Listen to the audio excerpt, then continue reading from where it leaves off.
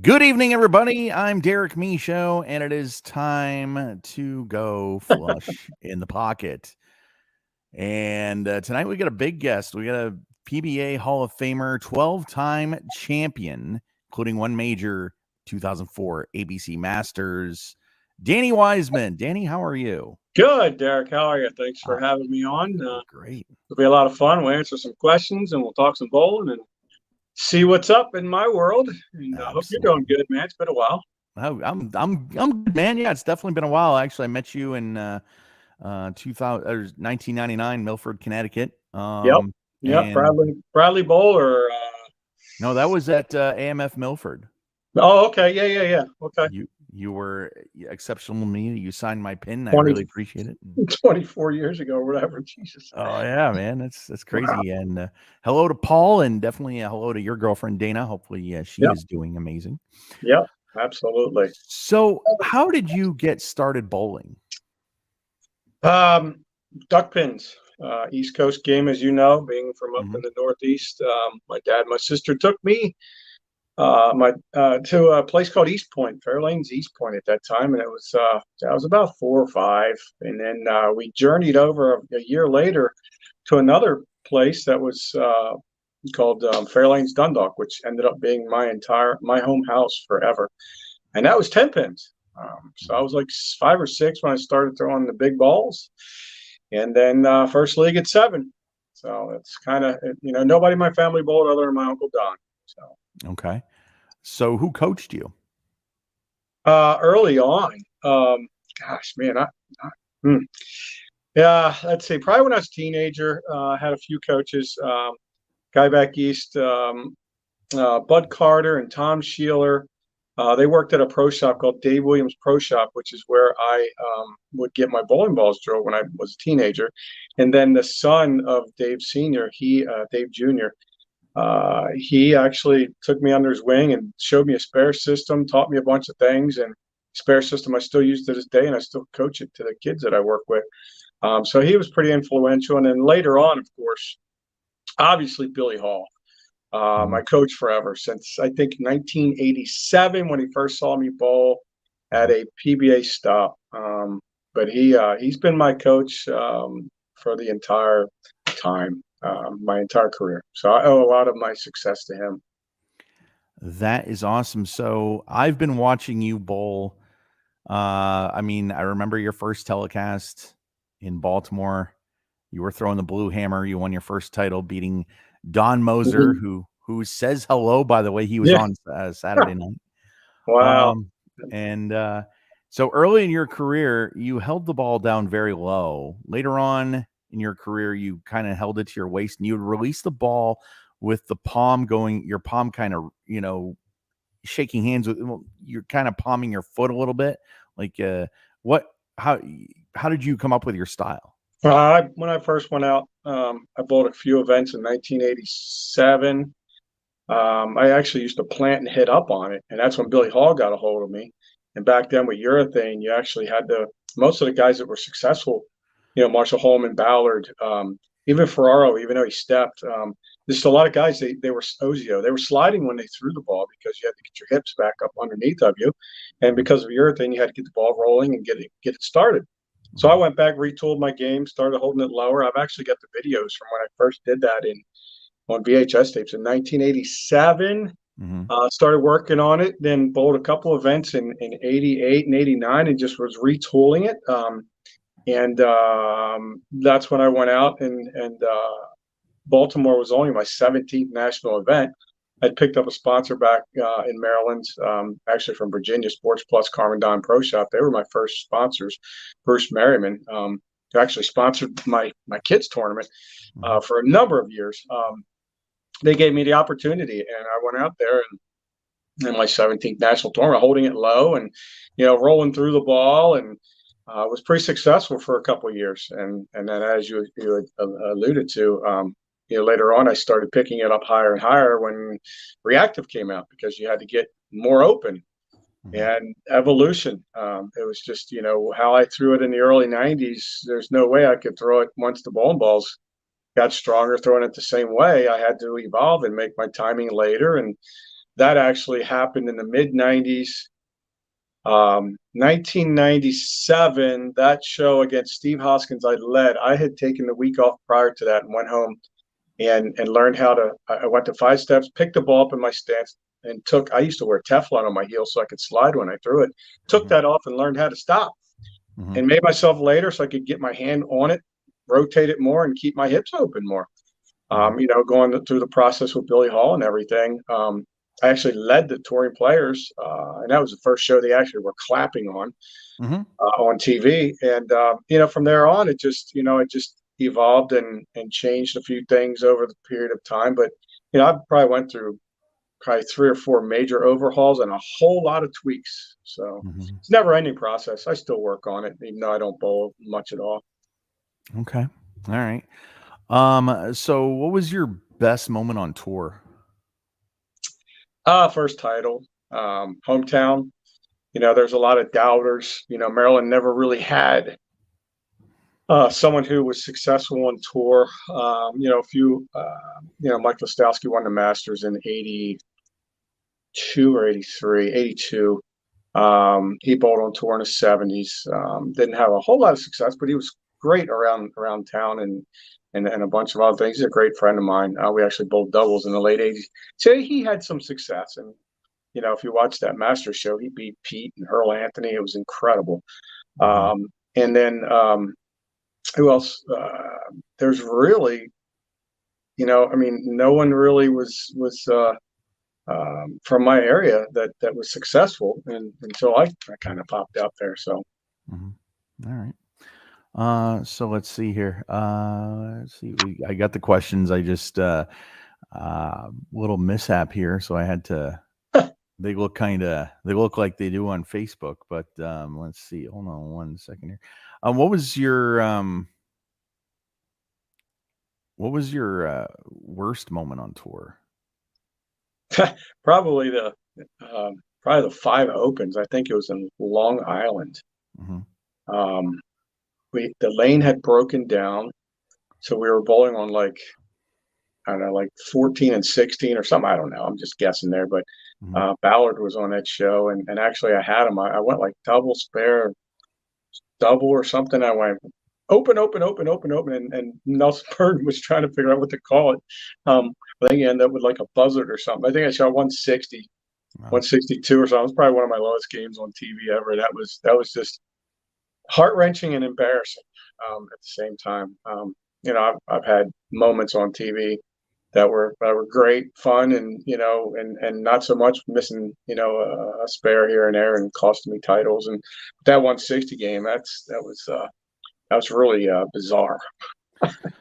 Yeah, Paul's got a question here for you. It says, Danny, you mentioned about sliding into releasing your shot. The best thing I can remember doing was what the great Marshall Holman used to do. Yeah. I actually copied his game.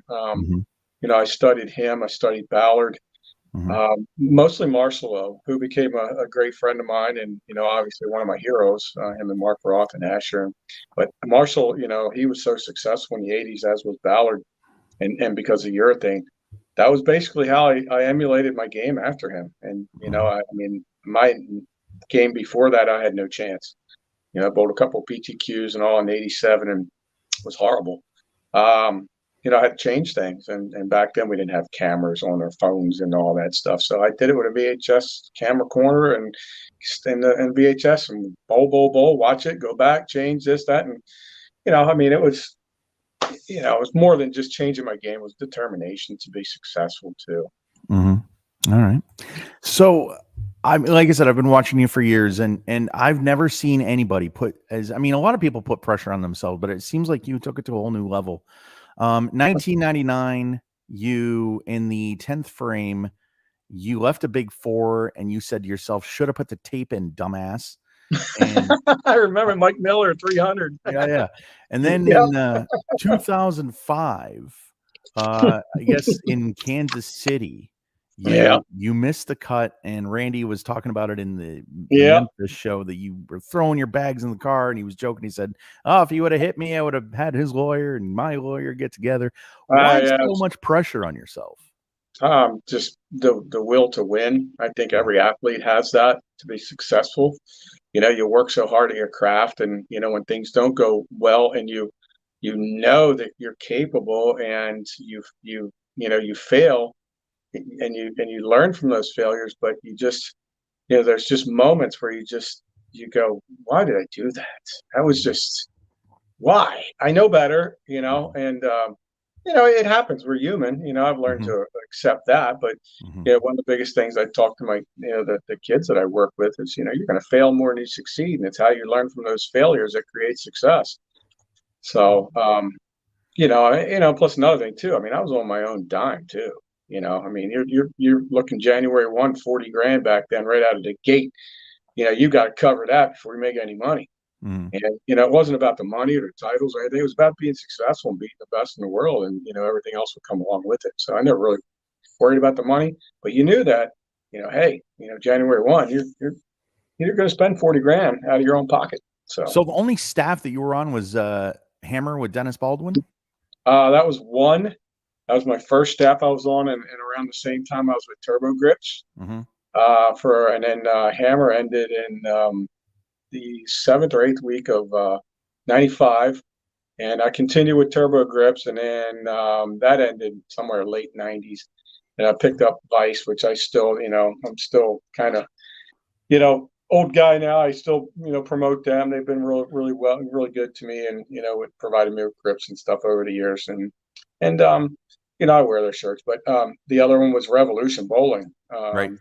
Johnny Petraglia Sr. Came down to Baltimore with his son, who was playing baseball at the time, John Jr. Mhm. We just did a podcast. We posted on my Facebook page. Yeah. We hashed out a deal to this new company that was a subsidiary of Brunswick. So from 1998 of the fall, which I made some shows with, to 2002 or late 2001 or early 2002, I'm not sure. I was at Revolution Bowling, which was a Brunswick product. So Yeah. really, only two ball staffs ever. A lot of people think I was with Mo Rich. I wasn't. I won the Masters. I've been doing a lot of Storm equipment over the years. I made a bunch of shows with them back in the early mid Mhm. 2000s. I made shows with everybody. I've been at AMF. You can go through them and see. I do a variety of stuff, but yeah, all the companies have been supportive over the years, and I just kind of do my thing. Oh, there you go. So in Memphis, you finished your game against Brian Voss, and you said multiple times, "Two to win, brother. Two to win." So Yeah, were just you? kind of have fun. Oh, were you? I was going to say, were you trying to get in his head? I mean, nobody can get in You his head, can't. but were you at least Well, trying to? I think it's more the entertainment value of it to make Okay. people talk like you remember, because you ain't getting inside of his head or anybody else's head. That's a superstar. Yeah. You're not getting in my head. You're not going to get in Belmo's head. It just it was more of an entertainment factor, and it got people talking, and damn if he didn't get up there and go bang bang done. I mean, it was inevitable. We played it off. We talked about it. We had fun with it after, and he's Brian Boss. He's one of the greatest of all time. Yeah. What was what did you not accomplish on tour that you wish you had? Two more majors and a couple more titles. I had opportunities at majors, and kind of, I didn't start on tour till I was 23. So I was a Mhm. little bit later. You got these guys like Simo came out when they're 18, 17, whatever. They got, EJ, they've got multiple titles and majors and all that. But I started late, plus the fields were big, back then. So it was harder to make shows and win titles. But, I had opportunities at everything but the, making shows, but the US Open. I never made a US Open show. Um, and I've had opportunities, like I could have won Baltimore in the mid 2000s. I missed a 10 pin on a short pattern. It was probably the first 10 pin I missed all week. Rash struck or something in the 10th to beat me. Mhm. Same thing up in Medford. I could have had 15 or 18 titles in a couple majors, but I also got rear-ended by a car sitting at a light in the fall of Mhm. '05. And after that, I struggle with my foot and a couple other things, my neck, which still bothers me. It's just never been the same, but Mhm. I've learned to live with it. And I was older then too. So, Mhm. you know, I'd like to have a few more titles, Right. but, it is what it is. So when Rash beat you on the cheetah pattern, um, that and Medford were both on cheetah. Yep. When he did that and he struck and he said, "Oh, who's your hometown fan now?" Was that disrespectful to you? How did you take that? I think it was more disrespectful to the people in Baltimore, and I think that we talked about it after. I mean, he was young, he was brash, he was cocky. Mhm. I mean, it just him and I are very good friends. He sends me stuff for my youth tournament. We're we're good. We were good the week after that. I talked to him about it. He was like, what he was hoping to that people would think were that since he beat me, that they would go in his corner so Mhm. that they would then cheer for him because he beat the hometown guy. Mhm. So who's the hometown guy now would be Mhm. him because he beat me. That's kind of, but it came out wrong. So I mean, people took it the wrong way. There was people in Baltimore wanted to kick his ass, and when he came back, I was like, "Oh, hold on, I this think is I what's kind going of to took it the right way, but I was just happen." wondering if, it was it was really interesting, and it still comes up, to this day. It's still, people don't forget things like that. And that was 2006, I think. So I mean, we had fun with it. yeah. Now, in uh, what was um, what was your favorite TV format that you were involved in? Oh, just the step ladder stuff. I mean, early in my career, I ran the ladder quite a few times, and I had a pretty good record on TV till they changed it. And then I hated that format when they had 8 on a show. Oh, you did? Trying to get more guys airtime. I get it, but it killed my record. But I also didn't bowl very good, and a lot of those shows. So, yeah, I always liked the top five. Getting there. Later on they would do the best of 7 matches, and then you bowl on TV. The match, and then have the bracket and all that. Then the 2 winners of the 2 would, and that was fine too. It was more like a top 5 that way too. So. Mhm. Yeah. Um, how do you like Portland? I mean, you ever want to come check that out? I mean, that's awesome. I mean, what do you think of that? What goes on over there in Bayside? I missed that by a decade or so from my prime. Yeah. That would have been fun back in the early 2000s for me. Right. It's still a lot of fun. Just seeing what they do up there, what Charlie does with the people, and how they interact with the pros. And Yeah. you look at Kyle now and some of the other guys. They play right up into it, and it's perfect. I mean, it's really a it's a good time up there. But when it's time to be serious, the pros know how to be Mhm. serious. Yeah. There's a fine line there. So, Yeah. but I'd like it. If I was in my prime in bowling, and yeah, that'd Oh be yeah, fun. you would ate that up. My gosh. That'd be fun. Oh yeah. We're talking to Danny Wiseman, and so Paul, yes, I did not see your question about equipment, but I can't see a question on here, so it's oh, all well, he's got this one. Are you okay. planning on bowling any PBA 50 stops uh, at this time? He wants to know if you want to bowl any PBA 50 stops. Um, I've bowled like local things and some regionals when I was back up north. Dana and I moved down to Florida. Started that process in July. I finally, became a resident in January, going back and forth in houses, and it was just a long time. I didn't bowl for like 10 months. Mhm. Till November, I actually bowled a team event um, at at a center down here, and we bowled David O'Sullivan, Kenny Ryan, Ashley Galante, and Dasha Kova. I can never say her name. Kovala. We Dasha actually Kovalova? Kovalova. Yeah. We David put this together, and I had only practiced like 4 weeks, and I was not very good, but I ended up, showing up pretty good, and we ended up winning that. That was really fun. Mhm. But I bowled a couple scratch tournaments down here and there. I haven't won anything yet like that, but I don't work at it anymore. Right. And I think now that my uncle lives in the village, is the one that actually bowled in the family. Mhm. I came down a few years ago before the pandemic, and I bowled that one. I bowled like 3 stops. I lost to Walter Ray in North Carolina, flat 10 to lose. If I would have won that, I probably wouldn't bowl another senior event. But I got to win one. So I'm 55, so I think I can compete. Just get a little bit better bowling shape, and I think I'm probably going to bowl a couple in Florida. They're close, but it's not a priority anymore. It really isn't. I'm not going to go running around the entire country chasing the dream again. I've been there, done that. And yeah, I know the people would like to break out the old flame shirts and all that if they even fit anymore. But yeah, it's like we'll see. I mean, I'm going to bowl a couple. I'll probably bowl the Villages and the ones in Florida. As far as traveling goes and all that, I'm not much into that. Gotcha. I gotcha. No problem there. So in 1995, you were in Erie, and you kind of set the lanes up for Bob Learn in '96 because you just blistered them in '95. What, you were the 3 seed? What about that? I mean, what about that day? Did you were just on? Why were you so on? I think that ball's right over my shoulder here, right there, right there. That code red right there. Yeah. Yeah, that was well, we had back then we manipulated lanes. I mean, everybody did it. We threw a little bit of surface out.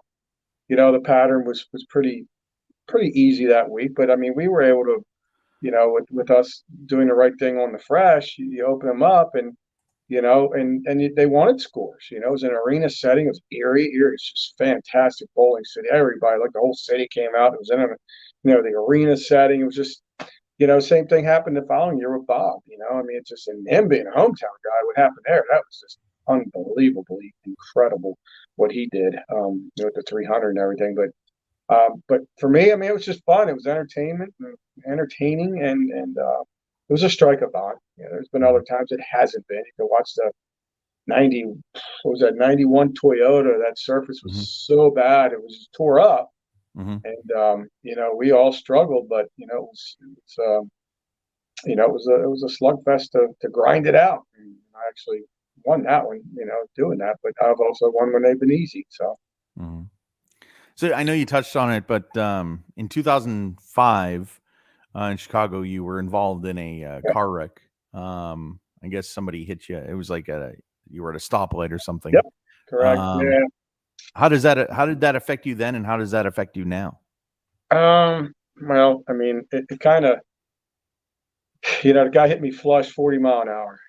I never even knew it was coming. Pushed me out in the intersection. Luckily, there was no cars coming. Folded my entire bumper, spare tire, everything up I had an Explorer, and it actually, he hit me so flush that it never even bent the frame or anything. It just pushed everything up, bent everything, forward. I didn't go to the hospital because I was loaded up. I had loaded everything up. I was going up to the show to watch, and then going to the next stop. And when I went to the next stop, it just, my neck wasn't right. I just felt terrible. I just didn't feel right. Ended up playing. We ended up playing really deep, and I actually cracked my ankle with a ball trying to play off the left gutter, and I crushed a lymph gland. My foot got infected. I actually missed the U.S. Open that year. I found the medical records of that. And I thought I was sick. I went home and spent time at home, and ended up in the hospital for a couple of days with a big infection.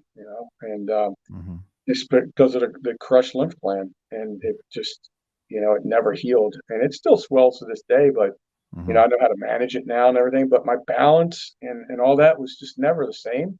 I think you could go back to, I think there was a show in arena. I fought it for a couple of years. I never made many shows after that. I mean, of course I was getting older, but I mean, I didn't know this idiot was going to rear end me, and it would have that much of an effect. It wasn't like I was 25 years old. I was in my early 40s. And it just never was the same. So yeah. Adam wants to know, what was it like in Baltimore with your family and friends cheering you on? 3 times, actually, believe it or not. In 1990, obviously the first title was that's the one I'm one of the most proud of. My dad was there, and everybody was there. My mom wasn't, because she was down in Louisiana. She moved down there to work for Western Electric at the time, AT&T. But just people that I grew up with were there, and just everyone I knew. That was a moment that I'll cherish my entire life. I also made it in 96. I made Mhm. it. Mhm. My grandmother was there. My mother was there. Mhm. My pop had passed away, but then my stepdad was there. A lot of family friends again. Mhm. Dennis Baldwin was there. Who owned Hammer. I worked for him. We were great friends. Even after I left Hammer, we again, I didn't win that. Walter Ray, I think, shot 288 or something at me. And I both bad. I won one match and lost the next one to him. And then I Mhm. made it when Rash was when I missed 10 pin of Rash. I think he won that title in '06. So I mean, Mhm. it's always fun making shows in your hometown. It's nothing like that. Now, was your mom there in '06 with you? Yeah, yeah, Yeah. she was there. Yep, yep, Rest in peace, Dorothy Potter. yeah. Yeah. 2016 is crazy. It's coming up in so many years already. Gosh. Wow. Yeah. So we got this comment for you. Always, I can hardly see that because I'm on my This is phone. So so. Can you hear me? Okay. yeah, I can hear you. So All right. It says, "Hi, Danny. Always rooted for you back in the day for being a Baltimore guy. I remember your show at. I remember show your your show soft your side. soft side. Yeah. Yeah, Yeah. a couple years ago, as well as what's the other part I'd say? The O's. I can hardly see So that.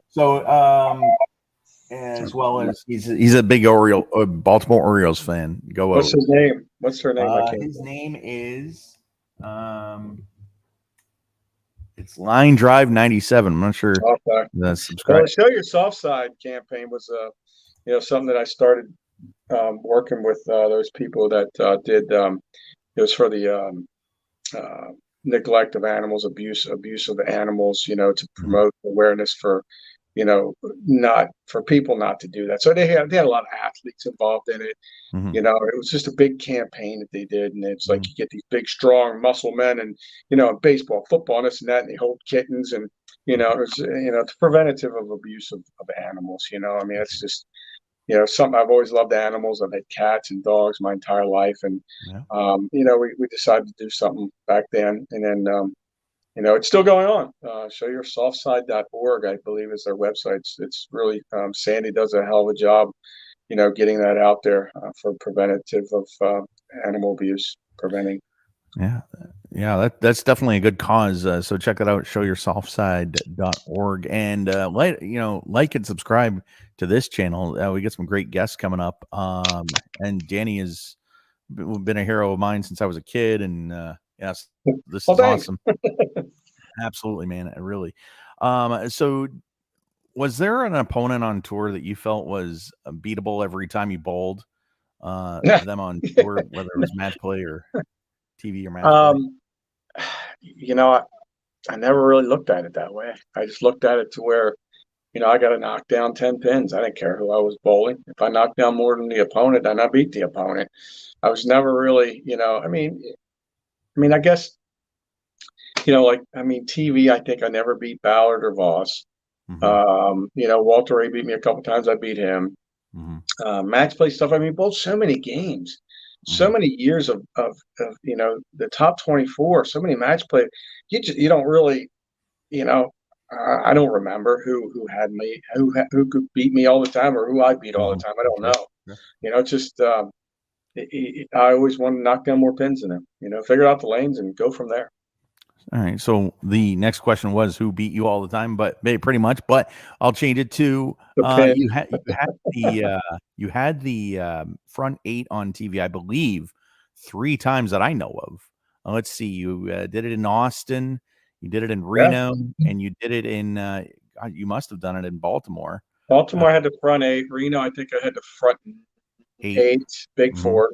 Mm-hmm. Chicago, when I won that title against Walter, I had the front 10, Mm-hmm. front 9 at the Masters. I mean, I've had opportunities to shoot 300. I mean, there's no question about that. I mean, I've had quite a few opportunities and just, you know, um, screwed it up. Was it too much emotion, or was it just? No, just, I remember the Masters. I didn't know. I wasn't paying attention when Patrick was bowling. I had no idea he was struggling. I wasn't aware of it. Mm-hmm. And, I looked at, I know I was striking, Mm-hmm. and I had almost flat 10 the frame before on that left lane. Mm-hmm. And if I would just looked at the score and knew that I was, I'd won, I probably would have moved 2 left and probably would have, threw a wally around or I probably would have went flush because it burned up. Some of the other ones, I think the one in Chicago, I think what did I do? I two-pinned. I mishit it. I remember that one. I had 300 on that pair against Walter. That was 2002, I think, Miller High Life, which is back over my shoulder here. Mhm. That was a 300 there. I had that pair. I had 2 different balls. I'd switched the title match and went to a different ball in the left lane and kept with the same ball, which they're all over there. It was I just missed it, man. Wow.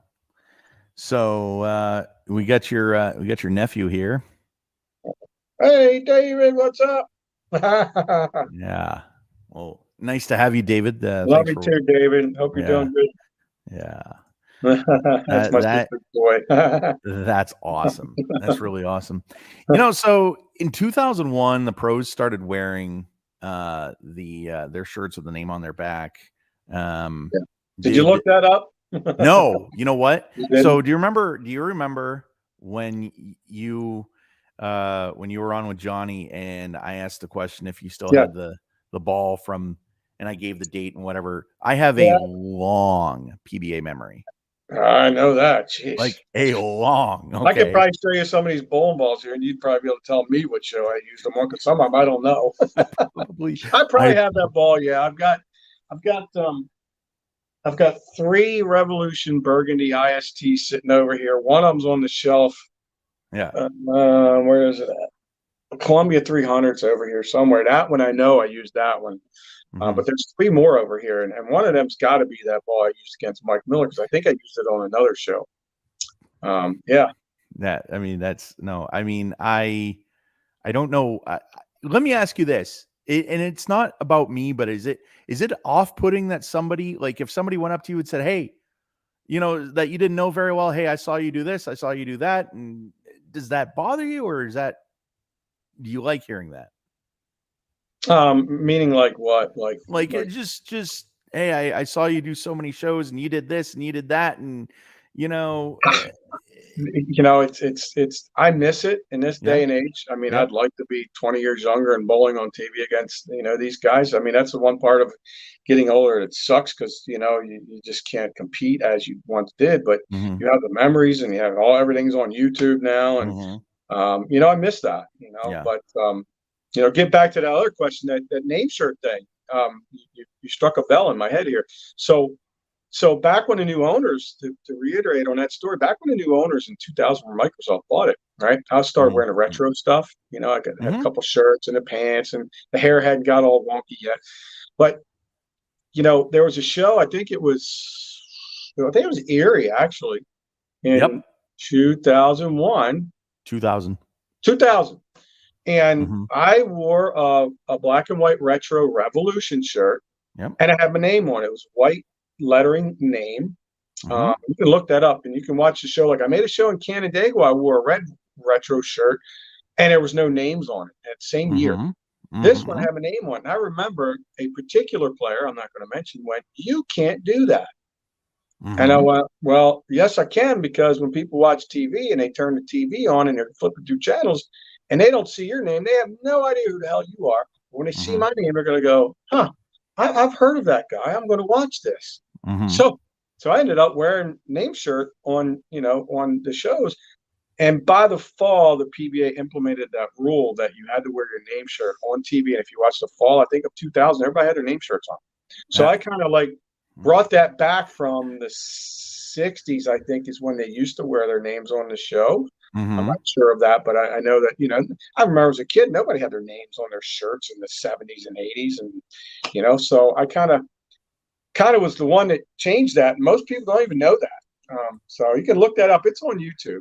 Oh, I know exactly. So that the wasn't Canandaigua. It had to be Erie, I think, in 2000. Erie. All right. So okay, can the guy with no life and no friends answer this question? Can I chime in here real quick? Come on. Only because I remember this. So Erie, you had your black Revolution shirt with the flames or whatever. Canandaigua, I think it was white. It had white, like a 50s retro. Exactly. In Canandaigua, it was a red shirt. You did not have your name on the back. Right. It had red panels on the front. Right. Yep. Yep. Yep. So those In were not far apart from one another. yeah. So in let's see, on September 25th, 2001, they were supposed to go on tour in Wichita, but they never went to Wichita because of 9/11. Correct. Terrible tragedy. So Correct. the following week, I saw Steve Wilson and Brian Himmler, and I was like, oh, they're wearing the names on the finally. Maybe it was 2001. Maybe it was 2001. It was because Yeah. I mean, early one. I don't have I got a list sorry. of all my shows. I think it might have been. Hang on a second. Let me see if I don't have that open. That's 2000. It had to be 01. I think it was 01. Oh, Which 2001. Yeah. So because the show that you're talking A long about in time Erie, ago. the show that you were talking about in Erie, that was won by Robert Smith in 2000, and then following year. Yep. It's 01. Yep. It's 01. Yep. Yep. Wow. So did you think so did you think they should have done that sooner? Yeah. Yeah, I think so because I mean well, I actually think I should have done it sooner because I made shows in 98, 99, 2000. I was like, I never figured out why I never did that, because it was again, separate myself with the clothing. Later on came the Flames. First, it was the retro look and just kind of looking a little bit different and doing my own thing. And I wish that I would have wore my name earlier than that. But, it started a whole new thing. And to this day, they're still wearing their names on their shirt. Right. I'll take credit. Hey, there you go. There you go. I saw it for the first time. What's that? Didn't get me anywhere. So people knew who I was before they made everybody else wear their name shirt. Oh, yeah. I saw that in 99. And when I went to Milford, I was like, oh, my God, that is the coolest thing ever. I don't know why. So whenever I get a shirt now, I always put my name on the back, and I'm on Bowl of Thigh staff. So, right. So, who did you never face on TV but always wanted to? That's a tough one. Well, I'll tell you what. Interesting fact. Pete Weber and I. Okay, he made a ton of shows during my career. All right. The first show I made, he was on that show. We never bowled each other. We only bowled each other one time in my 50-some shows, and that was in Japan, 99 or 01. I'm not sure. I think it was 99. Yep. Never. That was the only show we bowled head to head on a TV show, and it was in Japan. I mean, we bowled plenty of match play, top 24s against one another, but it was weird because his ball roll was so different than mine. So it was just when I make show, he'd struggle, or he'd make show, in match play. But it was weird, Then you look at like in the late 90s, early 2000s, Patrick Healy and Chris Barnes, when Barnes came out, we made a lot of shows together. Who would I have liked to bowl on TV? I'd like to put myself in the prime and bowl the guys today, like Belmo. Really? I'd love to bowl Jason on TV. He's a good buddy. He's a good friend. He always sends stuff to my kids' event, and he's just probably, in the top 5 toughest of all time with Earl and Roth and Don Carter, Dick Weber, and Belmo. And it's probably top 10 you could put in there. Duke, but Walter, but Belmo. But Duke I'm a lot older. Actually, when he came out, his first show was one of my last shows, which was that outdoor event. I forgot about that. Yeah. The outdoor event in, I don't know. It was hotter than heck. Six Flags somewhere. Six I think it was Flags, Jersey. Chicago, or St. Louis. I think it was St. Louis. I don't know. Okay. Yeah. 2008. Yep. Yeah, that was his first show. I think they got him over here. And that was like, I think I'd won earlier in the year with Fagan in the doubles. And then made another show or two in 2009 before my mom had her aneurysm. So, but it was the first time I ever saw him. Right. What was hold on. What was it like to see Joe just flag the 2-5? Heartbreaking for him, not for me and Fagan. Right? You don't expect that kind of stuff. I mean, it's just the story of that was I had Fagan finish. He had not won a title yet. I had 11 or whatever, and I told Michael, I said, you're going to finish this up, Mm-hmm. for your title, and he struggled a little bit at the end of that game, Mm-hmm. if I recall. But when Joe got up and 8 counted, I looked at Mike and said, I'm going to finish this up. And if, once he makes a spare, we tie. We got the 2 frame roll off, whatever.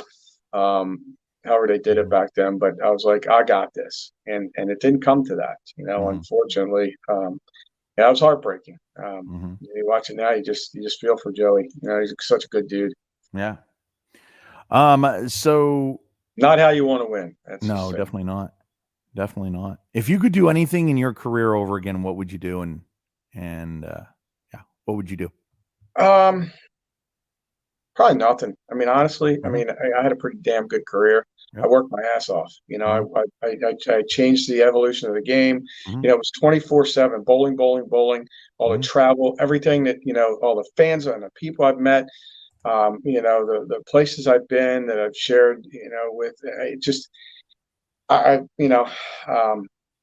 yeah, I mean, I'm pretty satisfied with it. I mean, like I said earlier, I mean, I'd like to have 15 titles and 3 Mm-hmm. majors, but, Mm-hmm. circumstances got in the way.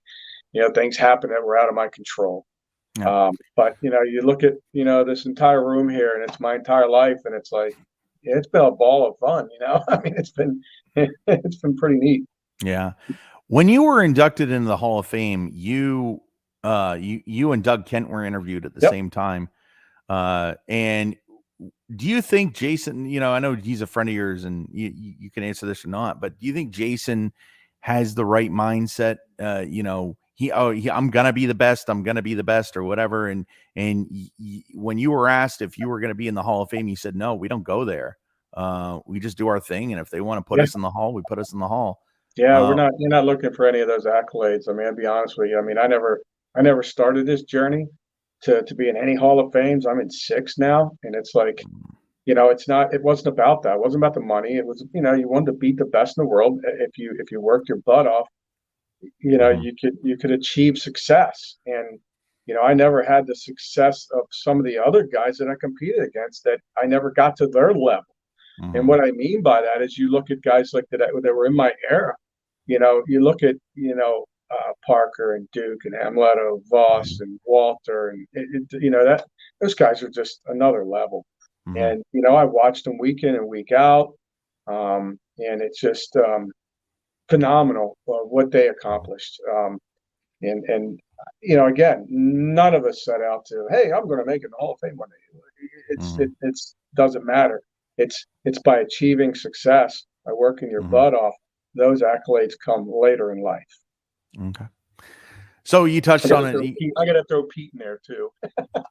But there's so many of that group. I mean, it's like, they did that thing in '08 where the top 50 greatest of all time, I think 26 of them were in the era that I bowled in, from the Mm-hmm. 80s to the late 2000s, with the crossover with, the Tommy Jones, Bill O'Neills, and, Belmo came later. But I mean, that era, that it was tough. Yeah.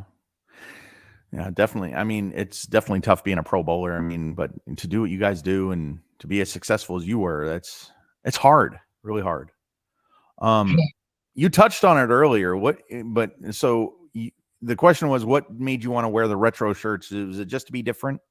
Back then, I mean, when I traveled mostly alone. I had a few roommates over the years, but it's like, I liked listening to the rock and roll, the metal, and, Metallica and stuff like that, Pearl Jam, and, Alice in Chains and Tool, and, and just going city to city. You had, driving. It just, and if I did not have a successful week, I had to unwind. So I'd find local bands and I'd go watch, just to get out, get away from the bowling and just free my mind, and travel. And it's all bowling, bowling, bowling again, But, back then the trend was, a lot of these bands and everything, and I wore them, was, the retro shirts, or the Flames and Tribal and all. It was, the button ups, the companies that made them, they were all over the place. We didn't have all the dye supplemented shirts like they do now. So, those were like the in thing, and I just tried to incorporate it in the bowling. And, I used to sell them on my website and all that. So, I was able to do a little extra that way, but we didn't have all the access to internet and everything like we do now. Sure. But it was fun. People still ask me, "Where's your flame shirt at?" Well, I'm incognito now. I'm Yeah, 55. yeah. There you I don't think I fit in them go. Oh man, that's great. That's great stuff. How's your scholarship tournament going on? How's that I doing? didn't have it last year because of the move. Mm-hmm. It went on for it was 9 years. Raised, gosh, $250,000. Between the first few years went into Smart, the next couple of years working with the Pennsylvania Junior Bowlers Tour in the Mm-hmm. maps. The last tournament we had was in 2000, let's say 21. We had Mm-hmm. 360 entries or something. I mean, it was repeat Wow. entries in that. Gave out $40,000. Huge fields, paid 60 something. It's on my website, DannyWisemanBowling.com. I still keep it up there. A lot of Mm-hmm. local support, local companies. Just everything comes in, goes right out, and it just it was incredible. And we're trying to make a decision if we're going to do something this year. I mean, it's still early. Once I get settled and everything down here, I can do everything remotely. But I've talked to Gene Blair, whose parents were the main sponsors, Action Al's Tire Center Mm-hmm. in Waldorf or Washington. They're interested in doing it again. I think the bowling center up there, Perry Hall, could work with me on it. But it's we'll see. I mean, it's you Yeah. know it turned into a fantastic event for a number of years. Mm-hmm. pro bowlers sending me items, and the auctions were great. But it would probably be a little smaller scale, I would think, just because I don't have anywhere to store everything at now. Sure. Right. So it'd Yeah. be fly up there a week before. I mean, I'm throwing this stuff around in my head because I miss that. I mean, I miss working with all the kids that I work with up there. A lot of them are doing well. A lot of them have got college scholarships, and everybody's growing up, and I'm just getting older and grayer. Yeah. We So got a few more questions before we go flush in the pocket. Are you good or are you, yeah, yeah, you yeah. all right? So Rockin' and Slottin says I still have a couple Dragonfly brand shirts Yep, that he bought from you. So that's awesome. Like I yep. said, guys, That was like one and of the subscribe. companies. What's that, buddy? That was one of the companies. Yep. Yeah, there you go. Like and subscribe. We got some big guests coming up, and we're talking to Danny Wiseman right now. And what was your favorite stop on tour? Uh, well, it was always when we both Baltimore in the early '90s, Mm-hmm. and then it stopped for a while, and then we went back in the two. Anytime we came back to Baltimore, hometown, it was my way of being able to promote our sport in our town. Big baseball with the Orioles and football in the late '90s when the Ravens came back, and Mm-hmm. um, you know. So I mean, it was always there was MISL soccer, lacrosse, all that stuff was big there. So, but I was the guy that got it out there, and with the bowling. I mean, bowling was huge in Baltimore in the '50s, '60s, as was duck pins. 10 pins, duck pins, 50, 60, 70. I mean, it was incredible. And then it just started going by the wayside, centers closing and whatnot. But whenever the tour came in, I tried to do my part to promote it and get it out there and get people in the center. And it was, I mean, my first title, you couldn't walk in that place during match play. Even I remember the '06 show. I think I had to double against Norm Duke to make the TV show. Mm-hmm. I know qualifying like third or something, but it was really close. And we were playing. It was the Cheetah. So we were Yep. banking the gutter, and I was Yeah. going like 10 or 12 to hanging it off. I mean, you can see my first shot on that show. Almost Oh throwing yeah. the gutter, but you had to. And I had to Yep. double in the 10th, and I had to make sure I got it right. I could have thrown in the gutter. Who knows? But I mean, the place was packed. No one else was Mm-hmm. bowling. Me and Duke were the last ones done. That was a great memory. Yeah. But I always did my part to get it on the news, and I knew all the sportscasters and media and all that stuff. So that was That my favorite. that is awesome. What was your least favorite stop on tour? I never really didn't really have one. I mean, I tried to, every week was a new outlook. Mm-hmm. Different fans, different people you meet, and a different obstacle when it came to the lanes, and trying to figure all that stuff and perform like a professional. And I mean, I've had moments. We all have moments, but Mm-hmm. you know, um, just try to figure out what's in front of me, and do the best I can. And just try to be personable, meet fans, and all that stuff. That's what it was Yeah. about. Erie was a good one too. I have to admit. Erie, they put on a hell of a show, and as did many other places. I mean, it Oh, was right. back in the '90s and 2000s. It was different, you know. I mean, take what they're doing up in Portland. You know, I'd love to do that. So, I Yeah, mean, it's you know, absolutely. If you do question. the PBA 50 and when they go to Michigan or Indiana, are you doing your I'm probably not going to travel. yeah, Like I said before, I'm right? 55. I don't work at this. It's not a priority. Mm, I know that's like a World Series or something. I think they're doing up there. I'm not even up to date on everything. I know mm-hmm, there's 3 stops in Florida. mm-hmm, But as far as the travel and all that, you know, I guess at this stage of the game, I could say, as different than when I was doing it for a living. mm-hmm, Not that I need the money, but mm-hmm, if they put 25, 30, 50,000, majors, they dangled a little bit of a chicken leg out there. I might work a little harder at it and mm-hmm, practice more. But it's not, it's not to me just chasing it and travel. I don't like to travel. I drove all over the map back in the mm-hmm, day for years. I'm mm-hmm. just not a fan of that and hoteling it and Yeah. whatever. Um, so that's the big part of it. I mean, I hate to disappoint anybody, but Huh? I Yeah. probably not. No. Well, I mean, the World But Series. I never guess say never. they're yeah. The World Series or the World Series of bowling for the PBA 50. I guess they're coming to Fort Myers in August. So, but Oh, is that when that is? yeah. I thought it was up in Michigan. Oh, maybe Uh, that's a regular tour. I don't know. I don't know. Yeah, that's a regular tour. But no, you're doing what you were doing yesterday, being on a beach and just having some beers and 85 Nah, degrees. yeah, here and Oh, there. I hope that was fun for you yesterday. Where did the tour never go that you wish they had gone? Or did you never really think about that? Never really thought about that. When they come out with the schedule, you just make your plans, you go. Never really thought about that in that way. No, so that's not something I could answer. Yeah, there you go. Shout out to Mr. Remy One. He says that he met you in Chicago and you were a very friendly and great guy, like you always are, Danny. '05. What years that say? It's so Oh small. five, oh five. Yep. 2005. Wow, Yeah. that's the year of the car wreck. Yes, it When I was. was leaving for that show to go watch that show in Chicago, Vernon Hills. Mm-hmm. That's the year that I got. Yep, yep. But I mean, I think I bowled okay that week, if I'm not mistaken, in Chicago. Mm-hmm. Yeah, I was at Spigner's place. I'm not mistaken. You can Yeah. correct me if I'm wrong.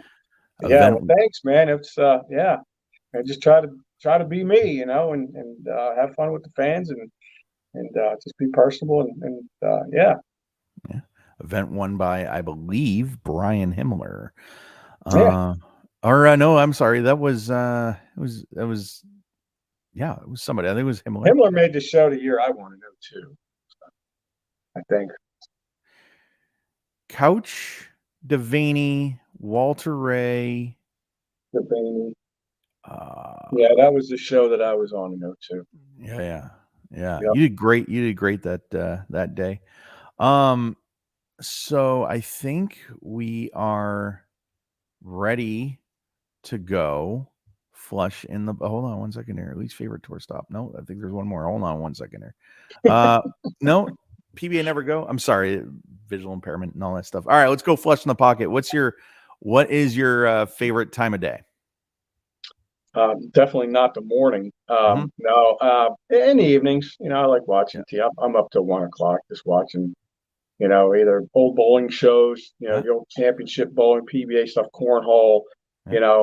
catching up on, American pickers or yeah, whatever. I mean, yeah, I'm a night out. There you go. So, party animal or quiet night at home? Quiet night at home. Those days are done. Unless, There you go. unless the sun's out and Dana and I are on the beach, then we're just kind of hanging out. Yeah, there you go. Favorite food? What was pasta?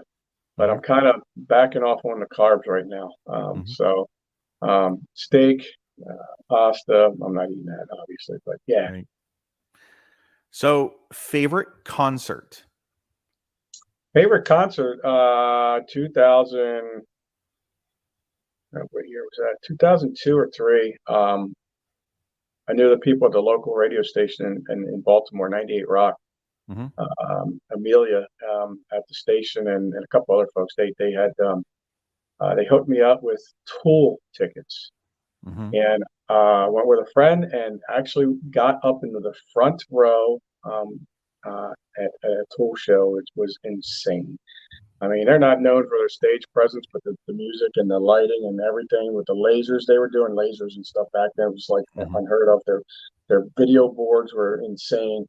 And Mhm. just obviously anybody who's ever listened to Tool, they're very intricate. And that was one of the bands I listened to a lot driving because a lot of their songs were very long and you could Mhm. just pass the time. Sure. But they're just so good. And then saw I've been into Metallica since the early '80s, and I never Mhm. saw them. I always wanted to go see them. Mhm. And back in their first stop of their tour for their last record CD, I should say, I'm old, was Baltimore. And that was in 2000, I want to say 17.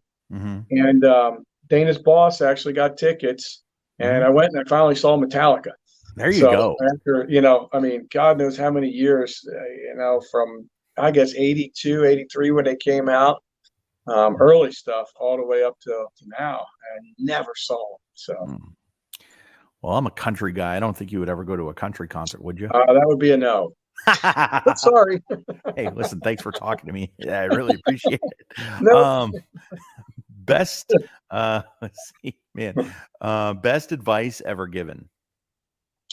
Well, it's kind of like a Billy Hall quote, when I was struggling trying to figure things out, and it's like, I Mhm. can't do this. I can't do that. I can't. His words were me, don't you ever say you can't, because you can do anything you put your mind to. That word can't, don't ever use it with me because you will. You Mhm. will figure it out. So you can. So, I mean, Billy Hall taught me a lot like that, logically thinking, Oh yeah. but the other thing is too, you're gonna lose more than you ever will win, and it's Mhm. how you learn from those failures, which creates success. Mhm. So Scott says hello. He says, "Hey, Danny, how's Florida treating you?" that Scott, I can't see the name. It's That so is small. that is Scott Borland. Scott Borland. Yes.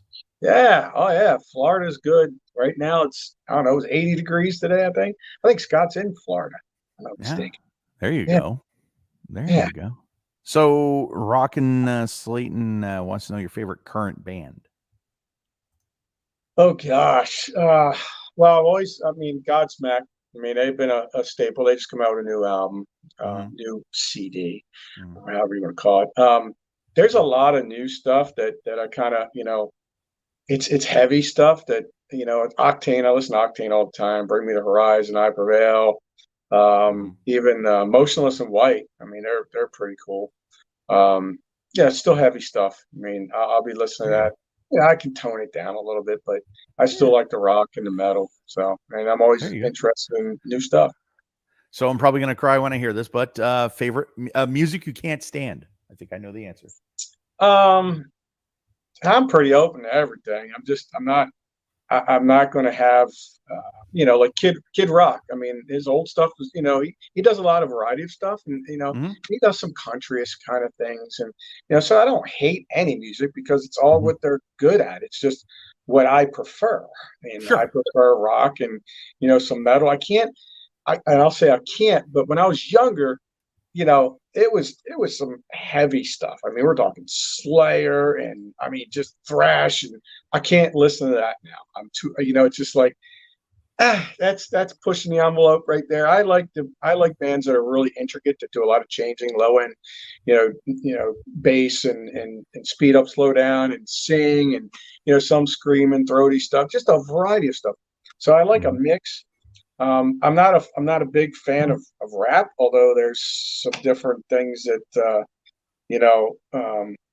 some of these metal bands do. They get into doing some rapping, but it's just different. Yeah. So, My buddy just texted me. He says, "Stop rubbing it in about the weather, Kenny." That hi Kenny, how are you? why Subscribe, we please. moved. So, One reason.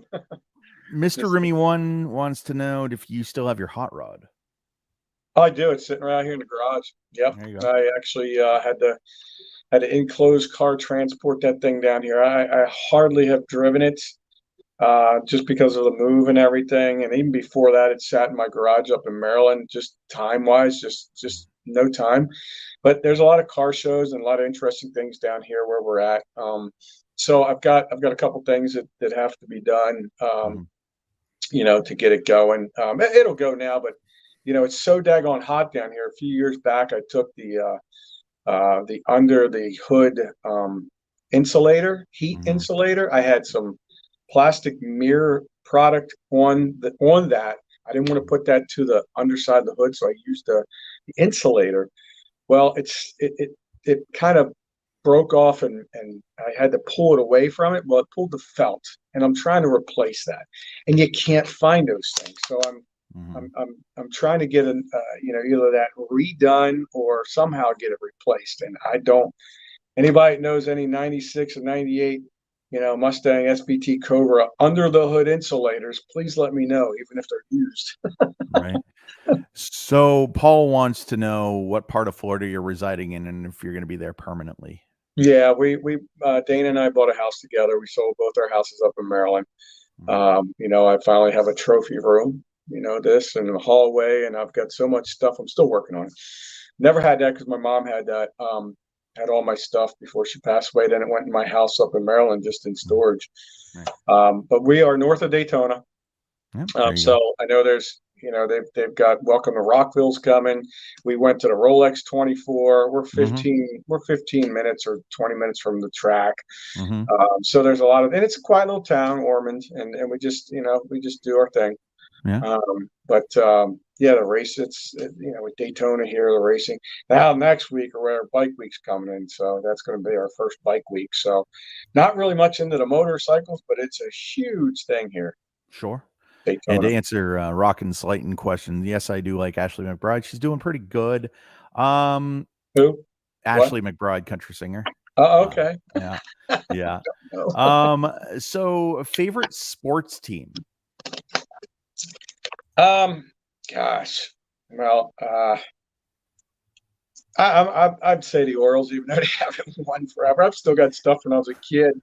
Like everything else, I kept everything, yearbooks, because I played baseball when I was, younger, and always followed the Orioles. Not heavily a huge fan, but follow them. Mhm. So I mean, just fingers crossed that they can do something. There, each year they're getting better and better and better. But it's been since what 1983 since they won a World Series, so it's been a Mhm. long time. Is there a sports team you absolutely cannot stand? Not really. I mean, Mm.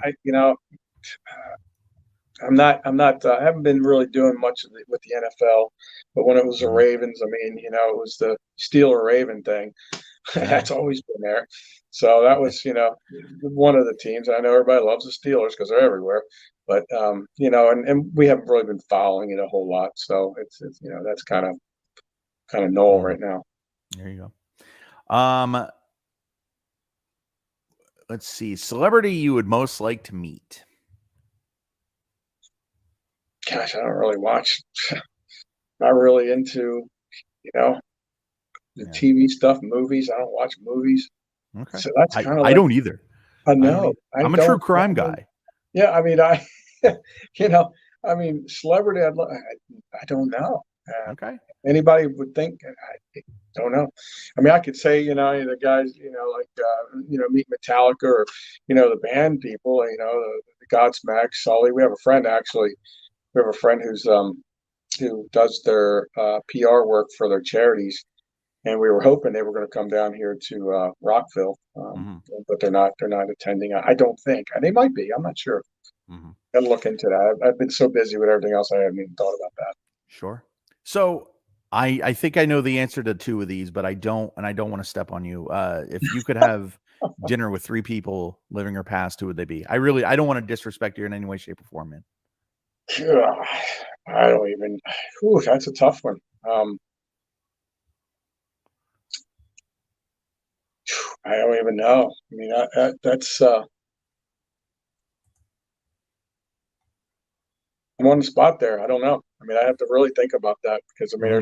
there's a lot of the guys that I grew up watching bowling, or became friends with. I mean, they were my heroes. So I mean, Hmm. those were the most important, people growing up were professional bowlers. Hmm. Watching Mark Roth, and he became a friend, and God rest his soul. And Hmm. everybody misses him. And you got Marshall and Barry Asher, and I mean, these guys are friends, but they were my heroes growing Hmm. up. And Sure. um, it would have been when I was younger. Yeah, one of those history stuff. I mean, it's hard to say. Okay. So favorite vacation spot?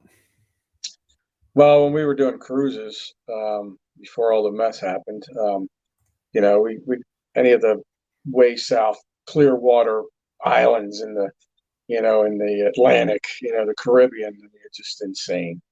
We like doing that. A bunch of friends would go on cruises. So any of those places that clear blue water and just sunshine and just we're close to it now, but yeah, that was fun. There you go. Favorite hangout? Favorite hangout. Hmm.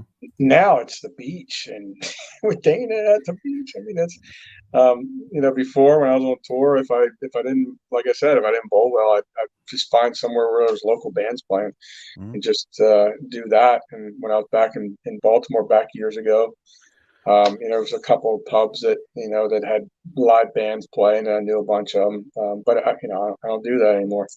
Yeah. So, Well, hey, listen, man. well, Thank you for this.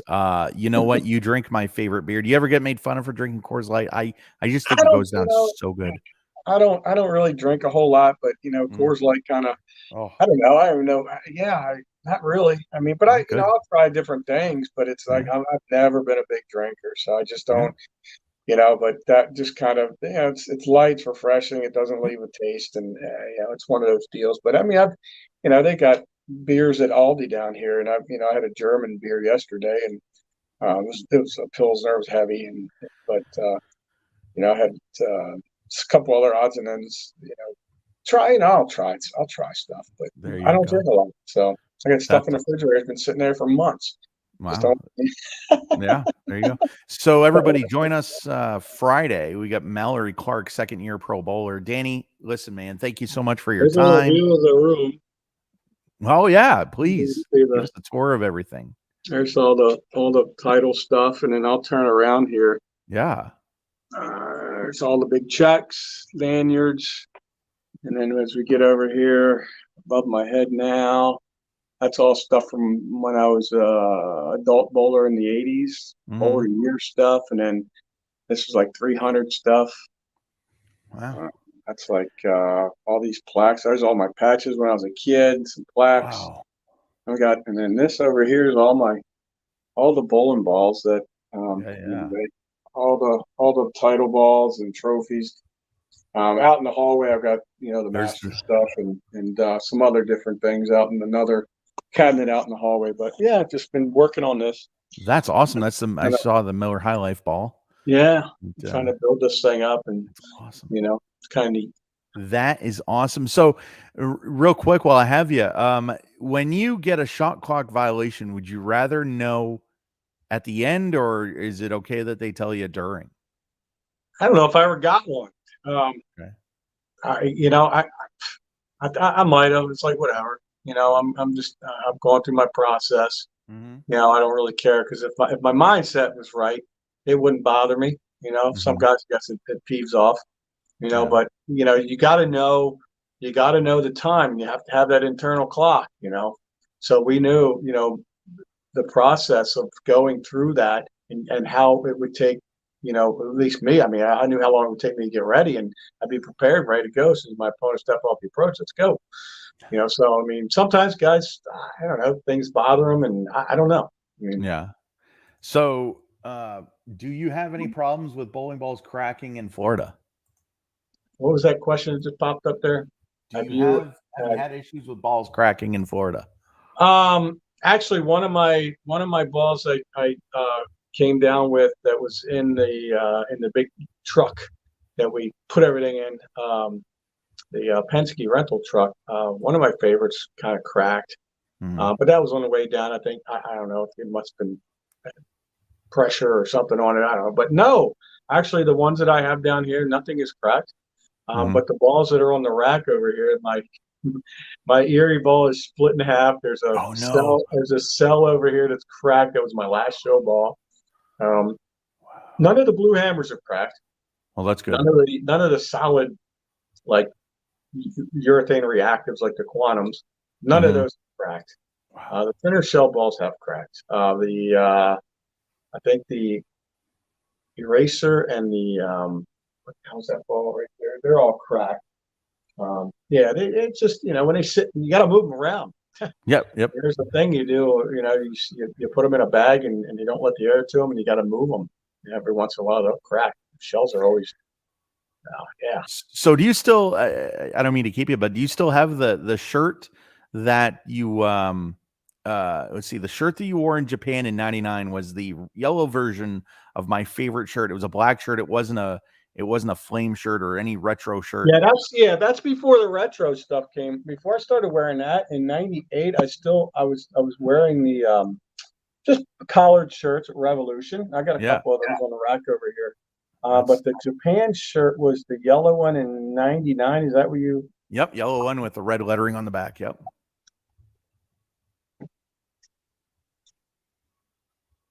There it is. Talk There about it is. that one? Yeah, I think so. Turn it around. Let's see. Yep. Yep. You Yeah.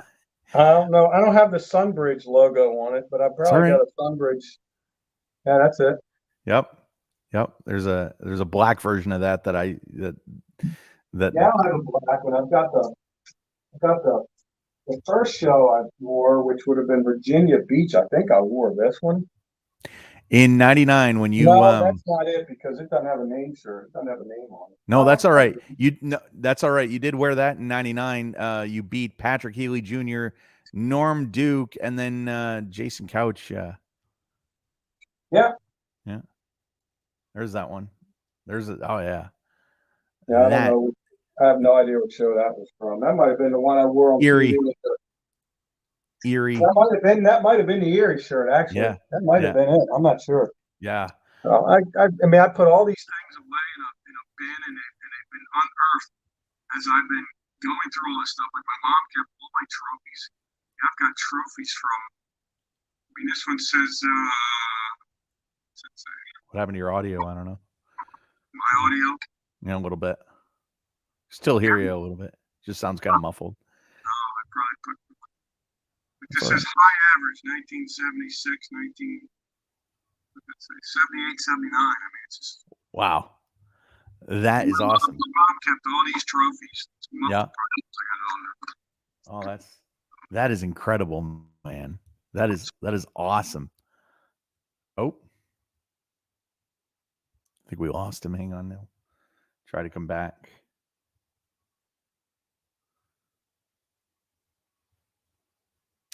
In any event, while we wait for Danny to come back on so we can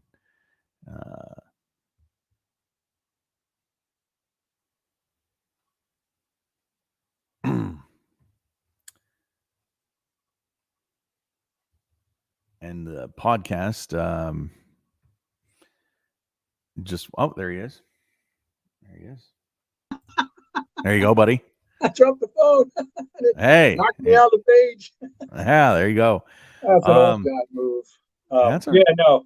So yeah, I just it's been fun going through all this stuff. But no, That appreciate you having me on. Hopefully, enlighten a few people. And yeah, I'm still around and still bowling, and not a whole lot, but yeah, it's just a different part of life now.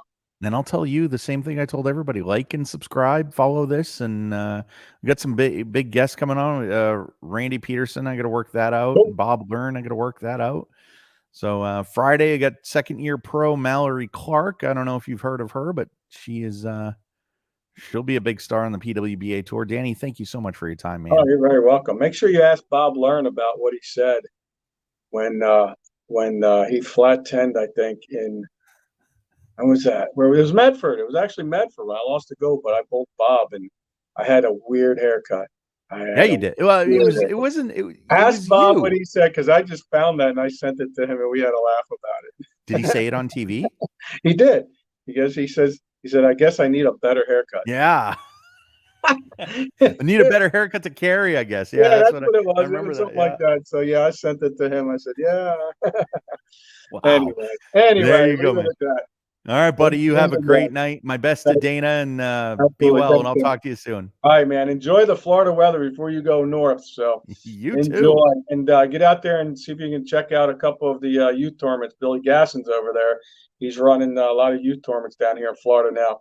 And he did a lot of stuff up in Maryland. And those tournaments are still going on. They're ran by another gentleman up there, Scott, but he's growing it down here along with everybody else that's down in Florida. Yeah. So he does a heck of a job. So All right, buddy. Well, we'll definitely check that out. And you be well, and we'll talk soon.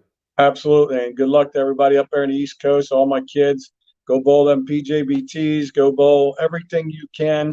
Learn everything you can, and go get them. Thanks, Derek. I appreciate it. Have a good night, man. You too, buddy. Bye. All right, thank you. Bye bye. That is Danny Wiseman. I mean, what a guy. What a hero. I know he's still sitting there, but that hero is, you look up hero in the dictionary, you see that guy. So thank you so much to him. Check out Mallory Clark this Friday night on Johnny Petraglia's birthday. We'll be throwing the hammer down with Mallory. So be a good podcast. And everybody have a good night. Like and subscribe. And thank you so much to Danny Wiseman for doing this. And have a good night, everybody. Oh my God. That was awesome.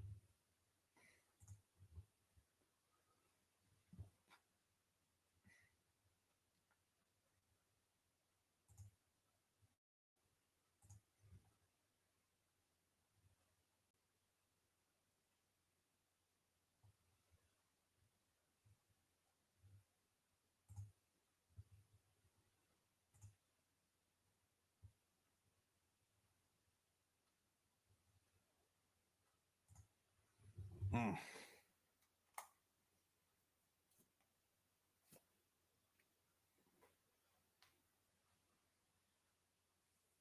Man, those are great.